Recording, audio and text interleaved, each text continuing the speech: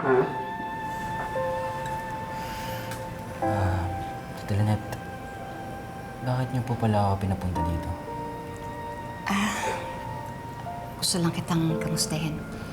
Kamusta ka na ba? Mabuti naman po. Kayo po, kumusta na po? Okay naman. Meron sana akong gustong sabihin sa'yo. Gusto ko lang na malaman mo na nag-grant na yung petition na ma-void yung kasal namin ng daddy mo. Hindi na ako kasal sa kanya. It's really sad for me to hear that. But I'm genuinely happy for you, Tita Lynette. You deserve to be free from that. Alam ko na hindi maganda yung paghiwalay namin ng daddy mo. Naging magulo, madugo. Yung pagmamahal ko sa kanya napalitan ng galit.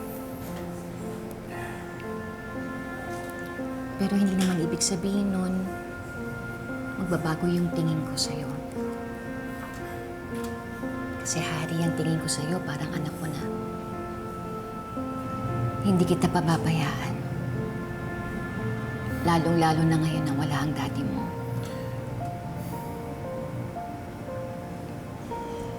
Napakabuti mo sa akin. Lalong-lalo na kay Annalyn. Utang ko sa'yo ang buhay ko dahil niligtas mo ako sa daddy mo.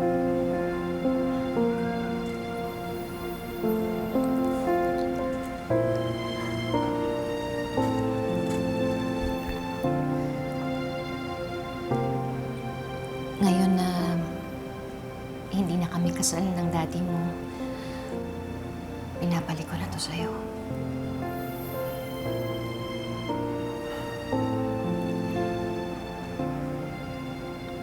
Huwag mo sanang isipin na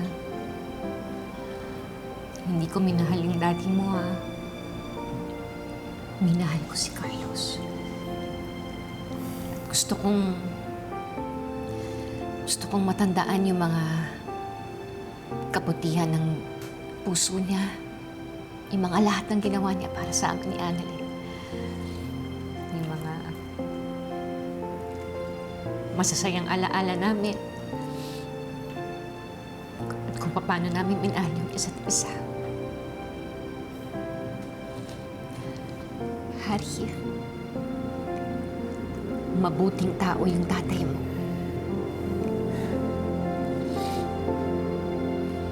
Mabuting tao si Carlos. Siguro masyado lang talaga niya akong minahal. Binigay niya sa akin lahat. Wala na siyang tinira para sa sarili niya. Kahit na masira na yung buhay niya. Alam mo, sana isang araw,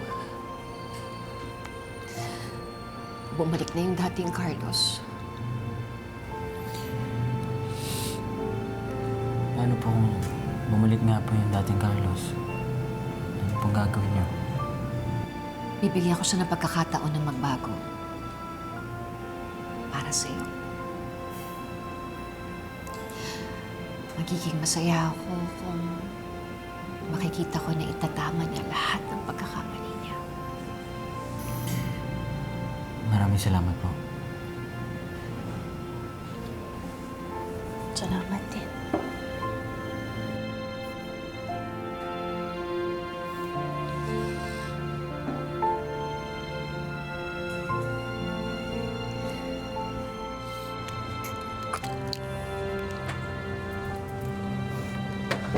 Hari, anak. Dad? Dad? Kumusta? Anong ginagawa mo dito? Ikaw, anong ginagawa mo dito? Anong sinabi sa'yo, Tita Lynette mo?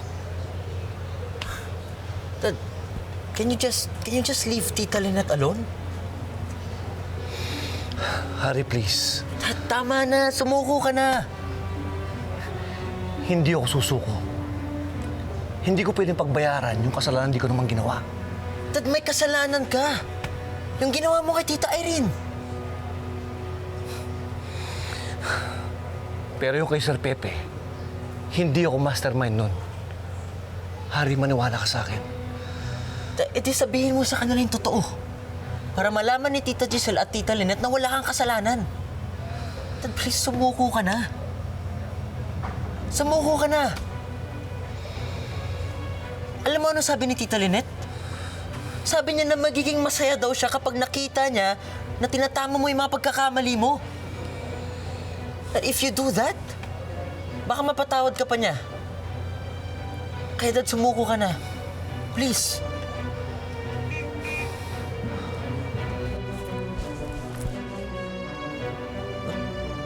Dad?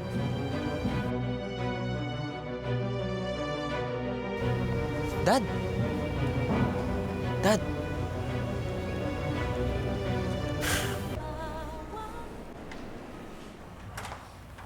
Annalyn, alam ko hindi naging maganda yung pag-uusap natin tungkol sa issue kay Justin. Pero, kahit na anak ko si Justin, hindi ko iti-take personally yung ginawa mo sa kanya. Alam ko naman magkakaayos pa rin kayo in the future. Sa totoo lang po, Tita Giselle, naguguluhan din po talaga ako sa nangyari. Malinaw po kasi talaga siya sa isip ko eh. Malinaw po yung nakita ko. Ewan ko po, baka mamaya mali po talaga ako. Pero pangahawakan ko po yung nakita ko. Unless mayroon pong magpatunay sa akin na mali po yung nakita ko. Annalyn, just let it go. Kasi in the future, kayo din naman eh. Justin na magtutulungan sa Apex. Parang kami ng daddy mo. Nag-aaway kami, nag-argue kami. Pero at the end of the day, alam namin na wala kaming matatakbuhan kundi ang isa't isa. Sana magkaayos kayo ng anak ko. Pareho kayong mahalaga sa akin. Sige, hindi kita pipilitin. Mag-lunch na lang tayo. Bonding. Tagal na kita hindi nakaka-bonding eh. Okay? Ano, let's go. Sorry, I'm late. Saan tayo magla-lunch? Tara, let's go. Tita Giselle, pasensya na po kayo pero kailangan ko pa po kasi mag-review para po dun sa bago kong case. Mag-OR po kasi ako eh. Next time na lang po. Thank you po sa invite. Sige po, na po.